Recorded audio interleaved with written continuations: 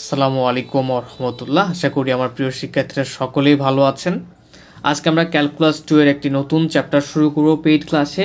আর আমি তোমাদের সাথে আছি হোম টিউটর ফিট 5 থেকে সোহানুর রহমান সোহান। আজকের চ্যাপ্টারটি হচ্ছে আমাদের চ্যাপ্টার 2 এবং এই চ্যাপ্টার 2 এর নামটা হচ্ছে বক্রতা। চ্যাপ্টার 2টা তিনটা ভাবে বিভক্ত, 2A 2B 2C। তো বক্রতার মধ্যেই বিভিন্ন ভাগ রয়েছে, সেগুলো নিয়ে আলোচনা করা হবে। তো আমি আজকে যে বইটি থেকে পড়াচ্ছি তোমাদের, সেটা হচ্ছে তিতাস প্রকাশনীর বই। অন্য প্রকাশনীর বই ফলো করলে সমস্যা নেই, সেই প্রকাশনীর বই থেকে তোমরা প্রশ্নটা মিলিয়ে নেওয়ার চেষ্টা করবা। তো আজকের ক্লাসটি শুরু হওয়ার আগে কিছু কথা বলবো, যে আমি যে বেসিকগুলো আলোচনা করব সেগুলো সুন্দরভাবে নোট করবা, এবং সেই সাথে সাথে যে ম্যাথগুলো করানো হবে সেগুলো বেশি বেশি প্র্যাকটিস করবা, সাথে সাথে ক বিভাগের প্রিপারেশন নেবা। তো আজকে আমরা বক্রতা সম্পর্কে জানার চেষ্টা করব, সেই সাথে সাথে আমরা বক্রতা এই চ্যাপ্টারের 2A চ্যাপ্টারের যে কয়েকটা সূত্র শিখবো, সেই সূত্র অনুযায়ী একটা দুইটা এক্সাম্পলও সলভ করার চেষ্টা করবো ইনশাল্লাহ। তো আই হোপ তোমাদের ক্লাসটা বোরিং লাগবে না। সবাই তোমরা মাঝে মাঝে ক্লাসের ফাঁকে ফাঁকে একটু কমেন্ট করার চেষ্টা করবা, সেক্ষেত্রে বুঝতেছো কিনা, সেক্ষেত্রে ক্লাসটাতে একটা অন্যরকম অ্যাক্টিভিটি চলে আসবে, ঠিক আছে? প্রথমত বক্রতা চ্যাপ্টারটা আলোচনা করতে গেলে আমাদের জানা প্রয়োজন আসলে বক্রতাটা কী জিনিস। তো বক্রতার সংজ্ঞাটা এরকম, যে কোনো বক্ররেখার যে কোনো বিন্দুতে গতি বা দিক পরিবর্তনের হারকে বক্রতা বলে। আচ্ছা, কোনো বক্ররেখার যে কোনো বিন্দুতে, এখন প্রশ্ন বক্ররেখাটা কী জিনিস? আমরা বক্রতার ব্যাপারটা সম্পর্কে জানবো, তার আগে আমরা বক্রতা সম্পর্কে, বক্ররেখা সম্পর্কে জানার চেষ্টা করি। তো আমরা এই যে রেখাটা দেখতে পাচ্ছি, এটা একটা কি সরল রেখা, এখানে কোনো কি নাই, কোনো বাঁকা নেই, কিছু নেই। আমরা যে রাস্তাগুলোতে চলাফেরা করি অনেক সময়, যে কোনো রাস্তাগুলো দেখা যায় যে একদম সোজা, কোনো বাঁক নেই, সেটাকে হচ্ছে সরল রেখা বলে। আর যখন এই সরল রেখাতে একটা বাঁক তৈরি হলো, তখনই এটা হয়ে গেল কি বক্ররেখা। রেখাটা আর সরল নেই, সরল রেখাটা হয়ে গেছে কি বক্ররেখা। যখন কোনো আমরা রোড বা রাস্তা দেখি, যখন আমরা বাঁক নেই, মোটরসাইকেল বা সাইকেল বা হেঁটে যাও না কেন, যে রাস্তাগুলোতে বাঁক রয়েছে, সেটাকে আমরা বলতে পারি বক্ররেখা। তো আই হোপ সরল রেখা এবং বক্ররেখা ব্যাপারটা বুঝতে পারলাম। এখন এই বক্র ব্যাপারটা সম্পর্কে আরও কিছু ব্যাপার আলোচনা করি। সাপোজ দেখো,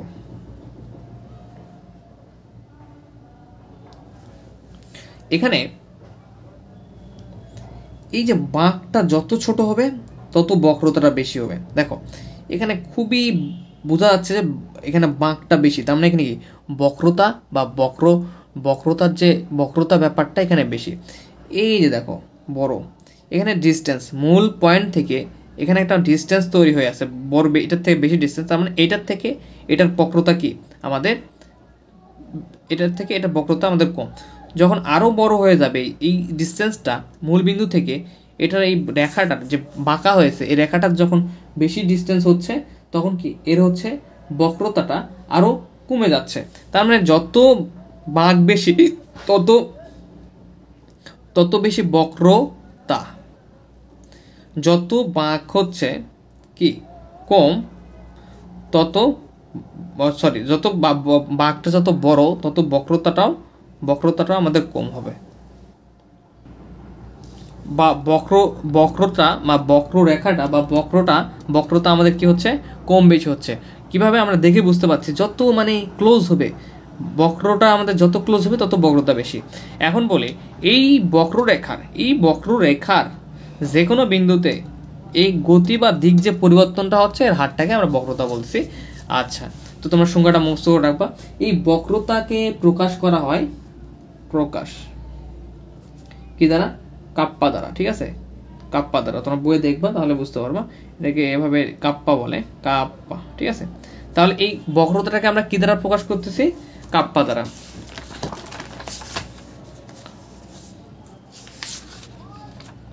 এই যেটা হচ্ছে আমাদের কাপ্পা, ঠিক আছে? আচ্ছা, এখন আমাদের দ্বিতীয় যে আলোচনার বিষয়, সেটা হচ্ছে বক্রতার ব্যাসার্ধ। আমরা দ্বিতীয় পয়েন্টে যে বিষয়টা নিয়ে আলোচনা করব, সেটা হচ্ছে বক্রতার ব্যাসার্ধ। তো বক্রতার ব্যাসার্ধ নিয়ে আলোচনা করতে গেলে যে ব্যাপারটা বলতে হয়, যে এটা একটা কি বক্রতা, তাই না? এটা হচ্ছে একটা বক্র। দেখো কোন একটা, ধরো যে এই যে ডিস্টেন্সের এটা একটা, এই যে বক্রটা হলো এই বক্রতাকে বা এই বক্রটাকে কেন্দ্র করে এটার সঙ্গে কেন্দ্র করে যে বৃত্তটা তৈরি হবে, দেখো এটা মিল করে দিলে এদিকে আরেকটা বক্র তৈরি করলে বৃত্ত তৈরি হচ্ছে। এই যে বৃত্তটা তৈরি হচ্ছে, এটার যে মূল বিন্দু থেকে যে ব্যাসার্ধটা থাকতেছে এটাকে বলতেছে বক্রতার ব্যাসার্ধ। তাহলে কি দাঁড়ালো বক্রতার ব্যাসার্ধ বলো তো? যে আমাদের যে বক্ররেখাটা রয়েছে সেই বক্ররেখাটাকে যদি মিলিত করে দেওয়ার ফলে যে বৃত্তটা তৈরি হচ্ছে সেই বৃত্তটার যে ব্যাসার্ধ, সেই ব্যাসার্ধটাকে আমরা বক্রতার ব্যাসার্ধ বলবো। তো বক্রতার ব্যাসার্ধটা কম বেশি হতে পারে, যেমন আমাদের একটা বক্ররেখা একটা নিতে পারি এভাবে, ঠিক আছে? তো দেখো এখানে একটা বক্রতা দেখা যাচ্ছে, বাঁক। তো এই বাঁকটাকে কেন্দ্র করে একটা বৃত্ত তৈরি করলাম। তো এখান থেকে মূল বিন্দু থেকে এর ব্যাসার্ধটাকে আমরা বক্রতার ব্যাসার্ধ বলবো। এখানে একটা বাঁক দেখতে পাচ্ছি, এখানেও একটা আমাদের বৃত্ত তৈরি করা সম্ভব বক্রতাকে কেন্দ্র করে, মানে বৃত্তর মতো আর কি, যেটা হোক না কেন এখানে মূল বিন্দু থেকে কেন্দ্র করে এখানে আমাদের যে ব্যাসার্ধ এটাকে বলা হচ্ছে বক্রতার ব্যাসার্ধ। এবং এই বক্রতার ব্যাসার্ধটা কি কম বেশি হতে পারে। এটাকে আমরা প্রকাশ করব কিভাবে? একে আমরা প্রকাশ করব রো দ্বারা। তাহলে আমরা বক্রতাকে প্রকাশ করতেছি কাপ্পা দ্বারা এবং বক্রতার ব্যাসার্ধকে আমরা রো দ্বারা প্রকাশ করতেছি। আই হোপ তোমরা এতটুকু বুঝতে পেরেছো, কমেন্ট করে ফেলো অবশ্যই। এখন আমরা বক্রতা ও বক্রতার ব্যাসার্ধের মধ্যে সম্পর্ক দেখার চেষ্টা করব। কি দেখব? আমরা বক্রতা ও বক্রতার ব্যাসার্ধের মধ্যে সম্পর্ক। তো আমি একটু সুন্দরভাবে লিখি এখানে যে বক্রতা ও বক্রতার ব্যাসার্ধের মধ্যে সম্পর্ক, দ্রুত লিখলাম। আচ্ছা, তাহলে এই যে বক্রতাটা দেখলাম এবং বক্রতার ব্যাসার্ধটা দেখলাম, এদের মধ্যে আসলে মিলটা কোথায় সেটা দেখা, বা এর মধ্যে সম্পর্কটা কোথায়। তো আমরা এটার সম্পর্কটা হচ্ছে এরকম, কাপ্পা ইকুয়াল 1/ρ অথবা রো ইকুয়াল 1/কাপ্পা, ঠিক আছে? তাহলে কি দাঁড়ালো? এই বক্রতা ও বক্রতার ব্যাসার্ধের মধ্যে সম্পর্ক কি? কাপ্পা ইকুয়াল 1/ρ অথবা রো ইকুয়াল 1/কাপ্পা। তো ঘটনাটা হচ্ছে এই নিচটা বলতেছে তো আমাদেরকে যে এই সম্পর্কটা হচ্ছে এরকম, যদি বক্রতা বেশি হয়, সাপোজ মনে করো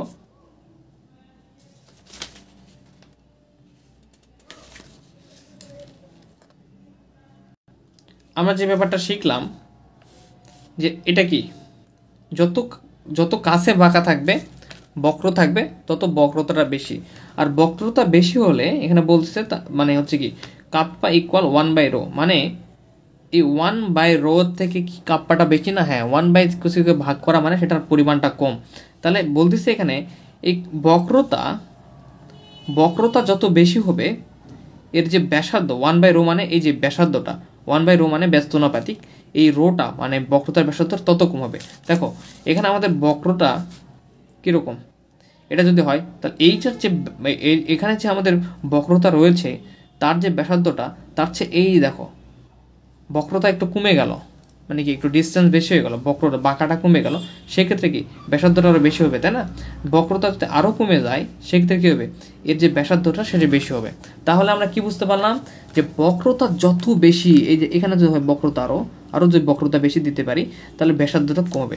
বক্রতা যত বেশি হবে তার হচ্ছে ব্যাসার্ধ তত কম হবে। তাহলে কাপ্পা ইকুয়াল 1/ρ। আবার বলতেছে রো ইকুয়াল 1/কাপ্পা, মানে কি এটা হচ্ছে ব্যাসার্ধ যত বেশি হবে বক্রতা তত কম হবে, ব্যাপারটা একই, ঠিক আছে? তো দেখো বক্রতার ব্যাসার্ধ যত বেশি হবে, সাপোজ এটা, এবং আমাদের বক্রতার ব্যাসার্ধ এটা বিশাল হয়ে গেল, বিশেষ, তাহলে এখানে দেখো বক্রতা কত, বক্রতা কিন্তু কম, মানে বাঁকাটা কিন্তু কম, দেখো খুব কাছ থেকে বাঁকা না, এটা বাঁকাটা বেশি দূরে, সো এটা কি বক্রতাটা আমাদের কম হচ্ছে, মানে বাঁকার পরিমাণটা কম হচ্ছে। তো আমরা যদি ব্যাসার্ধ যদি আরও কম নেই, এখান থেকে এতটুকু নিলাম, সেক্ষেত্রে দেখো আমাদের বক্রতাটা মানে ব্যাসার্ধ যখন হচ্ছে একটু ছোট নিলাম তখন কি হচ্ছে আমাদের বক্রতাটা বাড়তেছে। তার মানে বলতেছে যে তুমি ব্যাসার্ধটা যত বেশি নিবা বক্রতা তত কমতে থাকবে। তাহলে আমরা ব্যাপারটা বুঝতে পারলাম খুব সহজেই যে যদি আমাদের বক্রতা যদি হচ্ছে বাড়তে থাকে সেক্ষেত্রে ব্যাসার্ধ কমতে থাকবে, এবং ব্যাসার্ধ যদি আমাদের বাড়তে থাকে, এই যে রো বক্রতার ব্যাসার্ধটা যদি বাড়তে থাকে সেক্ষেত্রে বক্রতা আবার কমবে। মানে এক কথায় সহজ ভাষায় বলতে গেলে যে কোনো একটা বাঁক যত বেশি বাঁকবে তত বেশি এর ব্যাসার্ধটা কম হবে, যত বেশি বাঁকবে এর ব্যাসার্ধ পরিমাণ কম হবে, আর যত বেশি বড় ব্যাসার্ধ থাকবে তত বেশি বাঁকটা কম হবে বা বক্রতাটা কম হবে, ঠিক আছে? এটা দ্বারা এটা বোঝাচ্ছে। আমি বুঝতে পেরেছো। এখন আমাদের আরেকটা আলোচনার বিষয় রয়েছে, সেটা হচ্ছে স্বকীয় সমীকরণ। স্বকীয়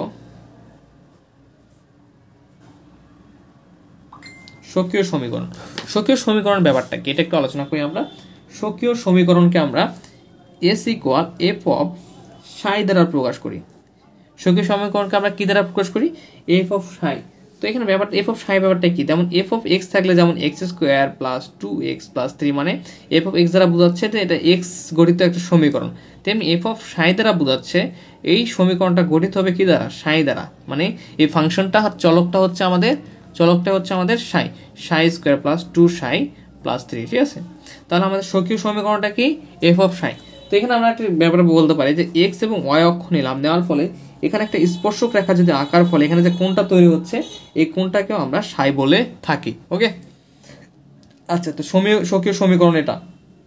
এখন স্বকীয় সমীকরণের আমরা বক্রতার ব্যাসার্ধ সম্পর্কে জানবো এবং এই সূত্রটা জানবো, এবং সেই সূত্রটা অ্যাপ্লাই করে আমরা একটা এক্সাম্পলও সলভ করার চেষ্টা করবো ইনশাল্লাহ। আচ্ছা, এ পর্যন্ত আমরা জানলাম বক্রতা সম্পর্কে, বক্রতার ব্যাসার্ধ সম্পর্কে, বক্রতা ও বক্রতার ব্যাসার্ধের মধ্যে যে সম্পর্ক ছিল সেটা সম্পর্কে, স্বকীয় সমীকরণ সম্পর্কে। এখন স্বকীয় সমীকরণের বক্রতার ব্যাসার্ধ সম্পর্কে জানার চেষ্টা করবো। তো বক্রতার ব্যাসার্ধকে আমরা কি দ্বারা প্রকাশ করি? রো দ্বারা। এবং স্বকীয় সমীকরণের বক্রতার ব্যাসার্ধ হবে কি? আমাদের দেখো ডিএস ডি সাই। তো এখানে যদি আমার প্রশ্নে বলে যে স্বকীয় সমীকরণের বক্রতার ব্যাসার্ধ নির্ণয় করো, সেক্ষেত্রে এখানে আমাদের কি তাহলে বক্রতার ব্যাসার্ধ দাঁড়াচ্ছে rho equal ds by d psi, মানে সাইয়ের সাপেক্ষে। তো ব্যাপারটা কি রকম হবে? এস ইকুয়াল একটা সমীকরণ দেওয়া থাকবে, যে সমীকরণের চলকটা হবে সাই। সো এই সাইয়ের সাপেক্ষে আমরা এই এস সমীকরণের মানটাকে আমরা খুব সহজেই অন্তরীকরণ করতে পারবো। সেইভাবে আমরা স্বকীয় সমীকরণে বক্রতার ব্যাসার্ধটা নির্ণয় করতে পারবো। এখন আমরা একটা প্রশ্ন দেখার চেষ্টা করি। এখন আমরা এই যে কয়েকটা মানে হালকা পাতার সূত্র শিখলাম, সেই সূত্রগুলোর উপরে ডিপেন্ড করে কোনো যদি ম্যাথ থাকে সেই ম্যাথটা সলভ করবো, ঠিক আছে, এবং শেখার চেষ্টা করব। তো আমরা এমন না যে বেসিক এখনই শেষ করে ফেললাম, আসলে প্রতিটা বেসিকের উপরে ধীরে ধীরে আমরা একটা একটা করে ম্যাথ করে করে আগানোর চেষ্টা করব। এবং তোমাদের দ্বিতীয় বর্ষে আমি ম্যাক্সিমাম সব ম্যাথই যে করে দেবো এরকম না, কিছু কিছু চ্যাপ্টারে দেখা যাবে ম্যাথ দেখা যাবে, হোমওয়ার্ক থাকবে, সেগুলো নিজে করতে হবে। তো দেখো এখানে এক্সাম্পল 1 যদি দেখো, S equal 8 sine square psi by 2 স্বকীয় সমীকরণ বিশিষ্ট বক্ররেখার এস এবং সাই বিন্দুতে বক্রতার ব্যাসার্ধ নির্ণয় করো। তাহলে এক্সাম্পল 1টা আমাদের কি বলতেছে এস ইকুয়াল একটা আমাদের সমীকরণ দেওয়া আছে, এটাকে স্বকীয় সমীকরণ বলা হচ্ছে কারণ সাই আছে। এই সমীকরণ বিশিষ্ট বক্ররেখার এস এবং সাই বিন্দুতে আমাদের কি করতে হবে? আমাদের বক্রতার ব্যাসার্ধটা নির্ণয় করতে। তার মানে আমরা স্বকীয় সমীকরণের বক্রতার ব্যাসার্ধ নির্ণয়ের যে সূত্রটা জানি, কি সূত্র জানি বলতো? যে সাইয়ের সাপেক্ষে এসকে অন্তরীকরণ। এই সূত্রটা অ্যাপ্লাই করলেই আমরা কি পাবো? আমাদের কাঙ্ক্ষিত অ্যান্সারটা ইনশাল্লাহ আমরা পেয়ে যাব, ঠিক আছে? তো আমরা সমাধান করব যেভাবে, প্রথমত প্রশ্নটা কিন্তু খাতায় তুলবো না, যেহেতু প্রশ্নটা বই রয়েছে। আমি প্রথমত তুলবো যে প্রদত্ত সমীকরণতে প্রদত্ত স্বকীয় সমীকরণ এস ইকুয়াল এত দিয়ে আমরা কাজটা শুরু করবো। তো এই ক্ষেত্রে তোমাদের কিন্তু ফার্স্ট ইয়ারের ক্যালকুলাস 1-এর যে ডিফারেন্সিয়েশন ছিল সেগুলো জানতে হবে। তোমরা দ্বিতীয় বর্ষে, তৃতীয় বর্ষে বা চতুর্থ যত উপরের দিকে যাবা তত তোমাদের ডিফারেন্সিয়েশন, ইন্টিগ্রেশন এই ব্যাপারগুলো প্রয়োজন। তাহলে আমরা কত নাম্বার এক্সাম্পল করবো এখন? এক্সাম্পল 1, তাই না? এক্সাম্পল 1। তো এক্সাম্পল 1-এ আমাদের কি বলতেছিল? যে একটা স্বকীয় সমীকরণ দেওয়া আছে। তাহলে আমরা সেই স্বকীয় সমীকরণটা তুলে ফেলার চেষ্টা করি। যে দেওয়া আছে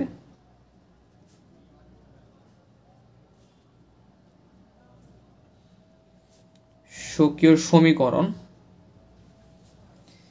S equal 8 sine square psi by 2, এটা দেওয়া আছে আমাদের কি স্বকীয় সমীকরণ, ঠিক আছে? এই স্বকীয় সমীকরণ থেকে আমাদের কি করতে হবে? এস এবং সাই বিন্দুতে আমাদের বক্রতার ব্যাসার্ধ নির্ণয় করতে হবে। তাহলে কি সুতরাং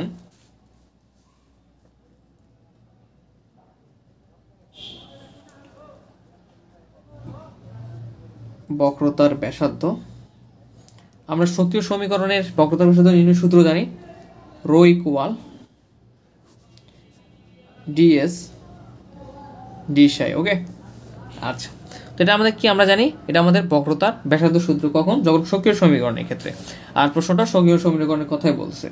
তাহলে এখানে আমাদের, তো এখন বলতে পারো ভাইয়া এখানে মডুলাস কেন দিলেন বক্রতার ব্যাসার্ধের ক্ষেত্রে? তো আমরা চাইলে এখানে স্বকীয় সমীকরণের বক্রতার ব্যাসার্ধের এখানেও আমরা মডুলাস দিতে পারি, কেননা ব্যাসার্ধ কখনো কি হয় না? ঋণাত্মক হয় না। যদি আমরা একটা বৃত্ত চিন্তা করি, তো বৃত্ত যদি চিন্তা করি, তো এই বৃত্তের ভিতরে যে ব্যাসার্ধটা এদিকে এদিকে বা এদিকে হোক না কেন সব পজিটিভ, ব্যাসার্ধ কখনো তো বৃত্তের বাইরের দিকে হবে না। সো আমাদের এখানে মডুলাস দিলাম যাতে এই বক্রতার ব্যাসার্ধটা কখনোই ঋণাত্মক না হতে পারে। ঋণাত্মক হলে তো আমাদের কি অ্যান্সারটা ভুল আসবে, কারণ ব্যাসার্ধ কোনো ঋণাত্মক হতে পারে না। সো আমরা আগেই মডুলাস দিয়ে নিয়েছি। প্রচুর নয়েজ হচ্ছে আজকে, আমি এর জন্য দুঃখিত। ওকে, তাহলে এখানে দেখো ডি ডি সাই এবং সাইয়ের সাপেক্ষে কাকে অন্তরণ করব, এই যে এসকে। তো এস এর মান কত আমাদের এখানে আছে 8a sine square psi by 2। Okay, আচ্ছা, তো অন্তরীকরণ কিন্তু অবশ্যই শিখে নেবে, নয়তো তোমাদের আবার ক্যালকুলাস বেসে কিন্তু ভর্তি হতে হবে। দেখো তো এখানে কিভাবে অন্তরীকরণ করবো, সাইয়ের সাপেক্ষে এটাকে অন্তরীকরণ করা যাবে, হ্যাঁ যাবে, কারণ এখানে সাই আছে। এখানে সাই বাই 2 মানে কি বোঝাচ্ছে, হাফ ইন্টু সাই, তাই না? মানে হাফটা সামনে আছে এবং সাই চলক আছে, তার মানে সাই সাপেক্ষে অন্তরীকরণ করা যাবে। সেই ক্ষেত্রে প্রথমত এটা হচ্ছে আমাদের কি ধ্রুবক পদ, তাহলে এটা ধ্রুবক পদের সঙ্গে অন্তরীকরণযোগ্য কোনো ফাংশন থাকলে আমরা যে ধ্রুবক তাকে আমরা সামনে নিতে হয়। এবং এই সাইন স্কোয়ার থিটার সূত্র আমাদের কি জানা আছে? আমাদের সাইন স্কোয়ার থিটার সূত্র জানা নেই, কিন্তু আমাদের x to the power N এর সূত্র জানা আছে। Ddx x to the power N এর সূত্র কি, সর্বোচ্চ পাওয়ার সামনে আসবে, ভিত্তি এন পাওয়ার থেকে 1 বিয়োগ করতে হয়। তো এখানে যে সাইন স্কোয়ার সাই বাই 2 আছে, এটা আমাদের এখন যেহেতু আমরা সাইন থিটার সূত্র জানি কিন্তু সাইন স্কোয়ার থিটার সূত্র জানি না, সেক্ষেত্রে আমরা কি এক্স চিন্তা করব, তাহলে x to the power N এর যে সূত্র সেই সূত্রটা আমরা এখানে প্রয়োগ করব। তো যদি সূত্রটা প্রয়োগ করি তাহলে সর্বোচ্চ পাওয়ার কি হবে, সামনে আসবে, তারপর যেটাকে এক্স চিন্তা করতে সেটা সাইন এবং সাই বাই 2। এখন দেখো যেটাকে এক্স চিন্তা করেছিলাম সাইন সাই বাই 2, এটা কি মূল সাইন না মূল এক্স বা মূল সাই না, যার ফলে এখানে আমাদের আবার ডি সাই, আমি একবার ওখানে অ্যান্সার লিখে দেবো, আবার সাই সাপেক্ষে এই যে সাইন সাই বাই 2 আছে একে অন্তরীকরণ করতে হবে। তাহলে এখানে 2 সাইন সাই বাই 2 থাকলো, এবং এখানে আমাদের কি আছে, সাইয়ের সাপেক্ষে আবার সাইন সাই বাই 2 কে অন্তরীকরণ করলে আমরা সাইন থিটার সূত্র কি জানি, এক্সের সাপেক্ষে সাইন থিটার সাপেক্ষে সাইন থিটার সূত্রটা কি কস থিটা, তাই না? তাহলে এখানে আমাদের আসবে কি কস থিটার যে কাছে সাই বাই 2, কিন্তু এই সাই বাই 2 কি মূল সাই না, সাই বাই 2টা আমাদের মূল সাই না, কিন্তু এখানে একটা ব্যাপার রয়েছে যে সাই বাই 2টা এখানে সাইন সাই বাই 2টা মূল আমাদের সাই না, তো সাই বাই 2 কে আমাদের আবার অন্তরীকরণ করতে হবে। তো D Sai into psi by 2 মানে হাফ ইন্টু সাই। তো দেখো এখানে তাহলে কি ঘটনা ঘটবে, 2 sign Sai by 2 cos Sai by 2, Sai half হচ্ছে ধ্রুবক সামনে আসবে, সাইয়ের সাপেক্ষে সাই পে অন্তরীকরণ করলে কত 1 হয়। তো এই পর্যন্ত আসলাম। এটা হচ্ছে তোমাদের একদমই ক্যালকুলাস 1 বা অনার্স ফার্স্ট ইয়ারের একদমই বেসিক ব্যাপার, যেটা এরপর আগেও আলোচনা করা হয়েছিল অন্তরীকরণের ব্যাপারগুলো, সেই অন্তরীকরণটা জাস্ট করলাম। এটা মূল সাই না, sine square x to the power N এর সূত্র প্রয়োগ করলাম, করার পরে এখন আসছে কি সাইন থিটা, পাওয়ার থাকলে তো সাইন থিটার সূত্র অ্যাপ্লাই করা যাবে না, এবং সাইন থিটার সূত্র অ্যাপ্লাই করলাম, আবার সাই বাই 2 আছে, একে আবার অন্তরীকরণ করতে হবে, যেহেতু মূল সাই না একে আরেকবার প্রোডাক্টে ধরেছিলাম, একে আরেকবার অন্তরীকরণ করার ফলে ফাইনালি আমাদের এই লাইনটা আসলো। আর এই লাইনটা আমি কি করব বলতো, এই লাইনটা আমি এখানে লিখে দেওয়ার চেষ্টা করবো একেবারে।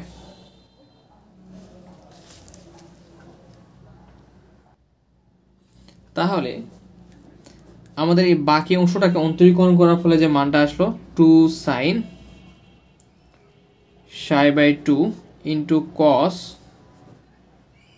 সাই বাই 2, তোমরা সুন্দরভাবে লিখবা, ইন্টু হাফ ইন্টু 1, তাই না?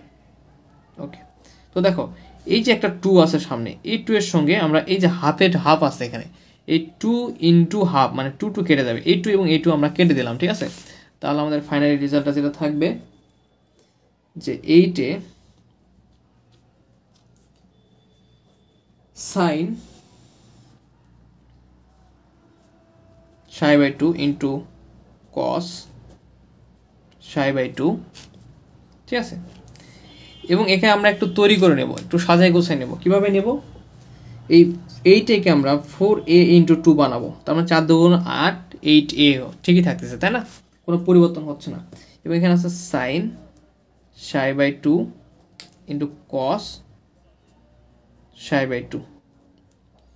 আচ্ছা, তো দেখো এখানে আমরা সাইন 2 এর একটা সূত্র জানি, যে সাইন টু এর সূত্রটা হচ্ছে যে 2 sin a into cos a।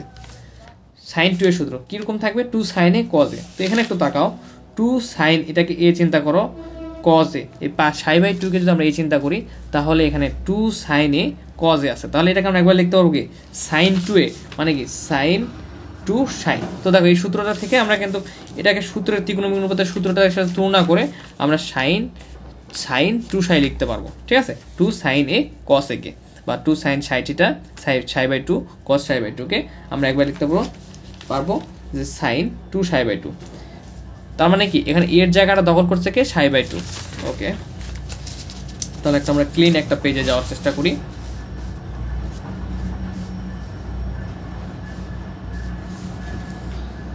তাহলে আমাদের ফাইনালি যে রূপটা ধারণ করবে যে 4a sin 2a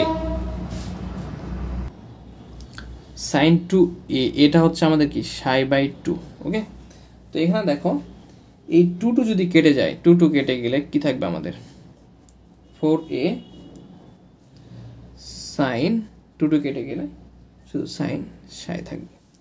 এবং এই 4টা যেহেতু ধ্রুবক, এর মান কখনো নেগেটিভ আসার সম্ভাবনাই নাই, সো এর মানটাকে আমরা বাইরে নিতে পারবো এবং বাকি যে মানগুলোর মান নেগেটিভ আসার সম্ভাবনা রয়েছে সেগুলো আমরা মডুলাসের ভিতরে দিলাম, কেননা আমাদের ব্যাসার্ধ কখনোই ঋণাত্মক হবে না। এটা আমাদের কাঙ্ক্ষিত অ্যান্সার।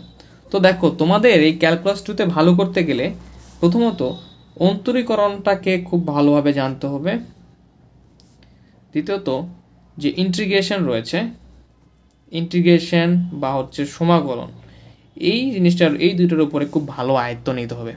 যেমন দেখো আজকে আমাদের চ্যাপ্টার 2 এর প্রথমেই আমাদের এইখানে দেখো এই অন্তরীকরণের ব্যাপারটাকে প্রয়োজন পড়তেছে। তো এটা এখন যদি আমি বেশি ডিটেলস আলোচনা করতে চাই এগুলো এখন, তাহলে কিন্তু প্রচুর সময়ের প্রয়োজন। এর ফলে তোমরা কি করবা, এই অন্তরীকরণ এবং ইন্টিগ্রেশনটা করো, ভালোভাবে জেনে নেবা, শিখে নেবা। আমি এখানে এই অন্তরীকরণটা আমাদের ক্যালকুলাস 2 এর লেকচারে খুব বেশি না, হালকা করে আলোচনা করব। তো তোমরা চাইলে এই অংশটাকে তুলে নিতে পারো, যে আবার একটু তোমরা চাইলে লেকচার শেষ চাইলে স্কিপ করতে পারো। এখন আমি যাদের প্রবলেম এখনও থাকতে পারে মনে করতেছি এই পার্টে, তাদের জন্য একটু আলোচনা করব। এবং তোমরা অবশ্যই ক্লাস নোটগুলো আমাদের গ্রুপে অবশ্যই আপলোড দিবা। দেখো এবং কমেন্ট করো যে বুঝতে পারলা কিনা। দেখো এখানে আমাদের sine square into psi by 2, তাই না? মানে এইটে তো ধ্রুবকের সামনে নিছি, তো এটা আমরা এই সাইন স্কোয়ার সাই বাই 2 বা থিটার সূত্র জানি না, কিন্তু এক্স টু দি পাওয়ার এর সূত্র জানি। সো এটাকে আমরা এক্স চিন্তা করে এক্স টু দি পাওয়ার এর যে সূত্রটা সর্বোচ্চ পাওয়ার সামনে আসবে, পাওয়ার থেকে 1 বিয়োগ 2 সাইন সাই বাই 2 বানাই দিলাম। কিন্তু এটা মূল এক্স না বা মূল সাই না, তো মানে যে সূত্রটা জানি সেটা তো না। আমরা যার ফলে এই সাইনের একবার কাজ হয়েছে, পাওয়ারের কাজ হওয়ার ফলে কি সাইন পাই বাই 2 আসছে। তো একে আরেকবার আমাদের অন্তরীকরণ করতে হবে, সাইন সাই বাই 2 আরেকবার অন্তরীকরণ করতে হবে। এই যে যখন আমরা sine pi by 2 Sai by 2 অন্তরীকরণ করলাম, আমরা সাইন পাওয়ার 1 আছে, সমস্যা নাই, এটা আমরা জানি। সাইন এক্স শুধু জানি কস এক্স, এক্সের জায়গা দখল করছে সাই বাই 2 বা সাইয়ের জায়গা দখল করছে সাই বাই 2, তাহলে কস সাই বাই 2 বা কস থিটা। কিন্তু এই সাই বাই 2 তো আমাদের সাপেক্ষে অন্তরীকরণ করতেছে না, করতেছি কার সাপেক্ষে? দেখো তো সাইয়ের সাপেক্ষে করতেছি অন্তরীকরণ আমরা। তার ফলে এখানে সাই না আসা পর্যন্ত আমাদের কার্যক্রম চালাতেই হবে।